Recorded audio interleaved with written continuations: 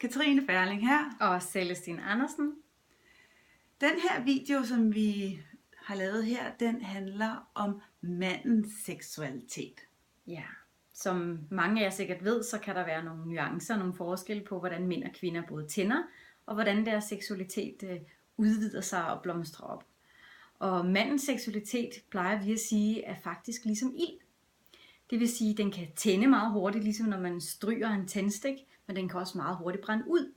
Og det betyder, at manden meget hurtigt, fra han bliver tændt og liderlig, kan få en orgasme og en udløsning. Kvindens seksualitet er mere ligesom vand. Den kan være enten i fryseelement, eller den kan være som et hav, der bruser, eller et hav, der koger. Så forskellen på, hvordan en mand og en kvinde tændes, og hvordan de skal møde hinanden, er faktisk diametralt modsatte. Mm-hmm. Kvinden skal lære at være smeltende, hun skal lære at holde sig varm, men manden derimod, som er som ild, han skal jo lære, at i stedet for at brænde enormt hurtigt ud, så skal hans seksualitet være større, bredere og lære vedholdenhed. Så i stedet for en tændstik, så skal han faktisk opbygge et bål.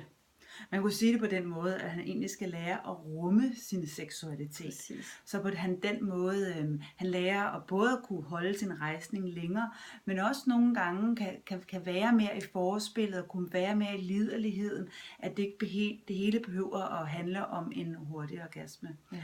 Og der findes der en masse tantriske teknikker til, hvordan mænd de kan lære at rumme og stå ved deres seksualitet, så de kommer til at stå også meget stærkere i deres maskulinitet. Ja, så han bliver bedre til vedholdenhed, han kan holde længere i sengen, han kan rumme sin seksualitet, og det vil sige, at i stedet for at få en hurtig udløsning, så kan han faktisk dyrke sex eller bare være med sin partner i timevis og få orgasmer i hele kroppen. Han kan mærke seksualiteten dybere og stærkere, og når han får en orgasme, så kan han faktisk lære at få orgasmer, der går ind af kroppen, så han ikke mister rejsningen, han mister ikke noget sæd, men han får det, man kalder en fuldkropsorgasme. Og det er selvfølgelig langt federe og mere intenst for begge parter. Så kan han rumme sin kvinde, når hendes vand koger, så bliver han ikke overvældet og får en udløsning. Han kan få mange orgasmer sammen med sin kvinde, og det kan de sådan set selv vælge, hvor mange timer skal det her vare, før de begge føler, nu er vi med det, skal vi lige tage en pause, fordi vi skal måske på arbejde, eller vi bliver nødt til at spise noget. Og alle de her ting, som der er en masse teknikker om, dem kan vi være med til at undervise jer i som mænd.